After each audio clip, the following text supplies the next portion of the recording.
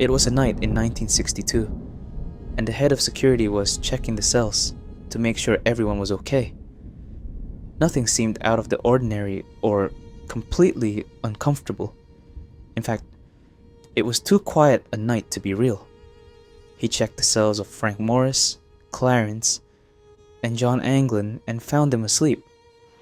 Nothing appeared unusual, but what he didn't expect was that this year would witness one of the most surprising escapes of all time, the Alcatraz escape. More than a dozen men have tried to escape from the raft. The three convicts have apparently accomplished a feat that many have tried with no success. 47 of its 1,500 prisoners. Authorities believe that Morris, who has a superior IQ, for more modern federal penitentiaries. Under heavy guard.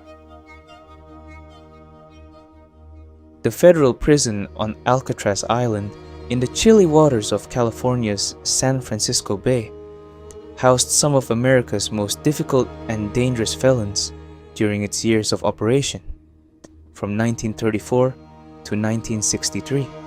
Among those who served time at the maximum security facility were the notorious gangster Al Capone and murderer Robert Stroud, also known as Birdman of Alcatraz. No inmate ever successfully escaped the Rock, as the prison was nicknamed, although more than a dozen known attempts were made over the years.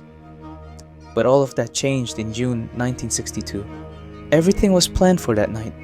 Frank had been known as a great escape artist for many years, so he and 3 other companions organized the perfect escape.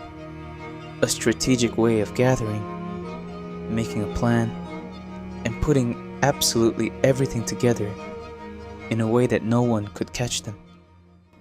The guard was in the area, making inspections. He walked through each cell like death, asking for each of their names. Each prisoner answered his name and went back to bed. Among them was Alan West, a prisoner who seemed particularly nervous today, as if something was about to happen. The guard ignored him after he said his name in a shaky and angry tone and continued with the verification interrogations until he reached a certain cell, a cell where the 3 aforementioned prisoners were. He reprimanded them, but they ignored him.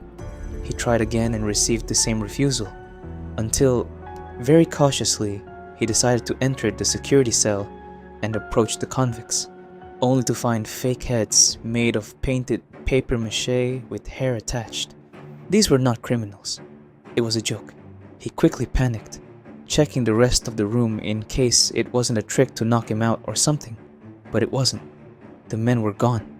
He quickly called the head of security as fast as he could and initiated the security protocol. Alarms went off throughout Alcatraz, turning it into a total quarantine zone as guards went out to investigate. In the early morning of June 12th, 1962, several hours after the escape, an internal investigation began to find out where they had gone. Some guards approached the cell to check that everything was in order and that the escape was not internal, which they considered absurd because of the high security of the cell.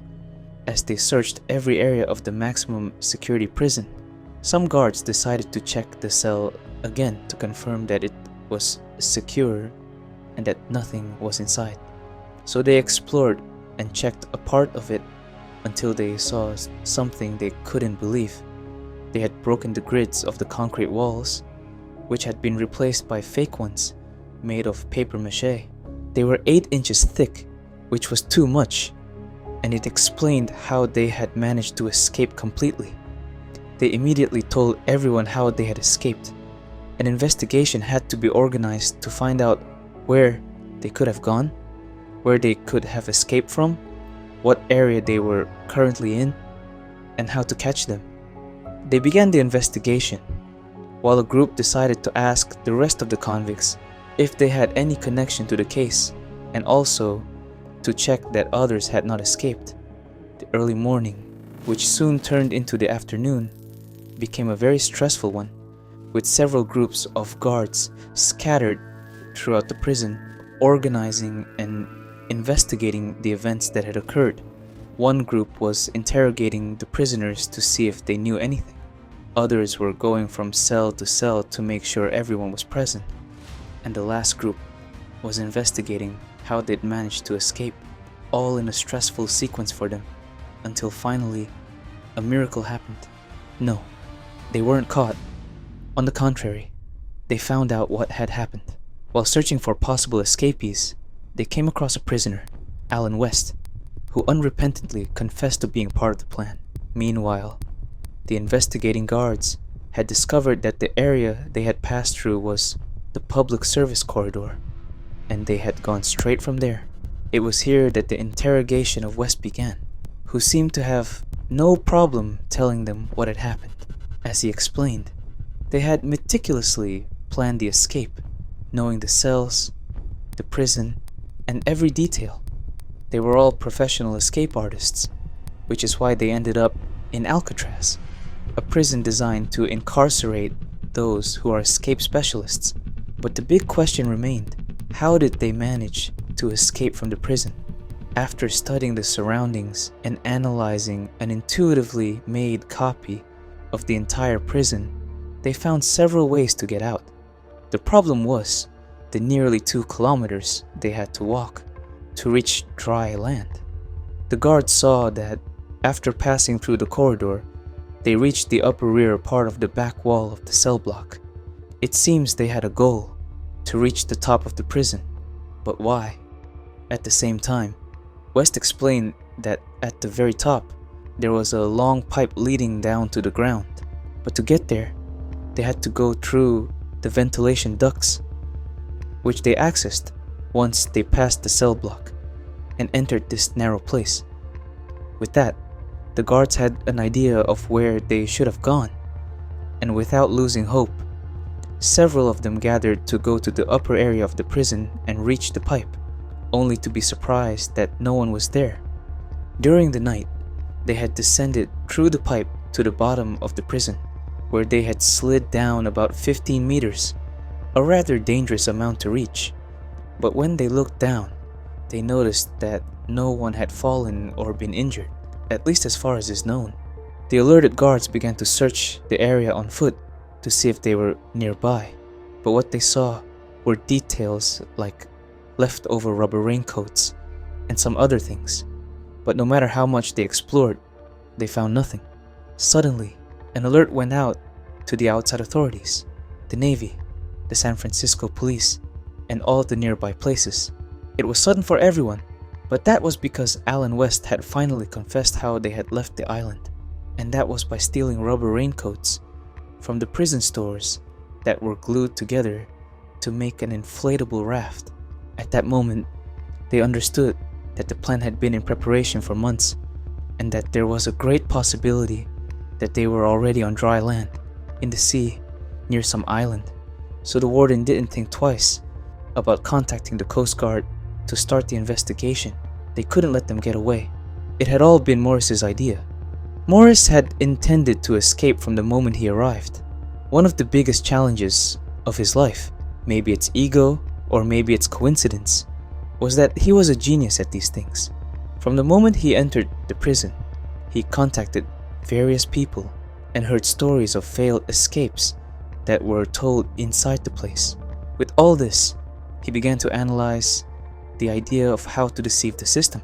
The questions aroused the interest of 3 men, the Anglin brothers and West, who would meet to start organizing the plan. The most important thing would be the timing. They chose hours like 8 or 9 in the evening, when everyone had already been sent to sleep after the routine check. They had to do this to have an extra window of time and to be able to get ahead, because they were going to take a long time to get away and they didn't want the alarms to go off. So once the time was set, they started thinking about how to do it. Several other people tried to escape that year. They watched. Some used their relatives as a method. Others tried riots. But they realized that the best way to get out was without being seen. So it would be best to devise a plan using objects that no one would notice were missing, that were surplus, and at the same time useful. So with spoons, paper mache, their own hair, and the materials for the raft, they began a slow excavation that would take many months. There were too many of them to be patient with. No real prisoner would be, but patience was something that Frank, who had been arrested for robbing a bank, had. With all that, it was only a matter of time.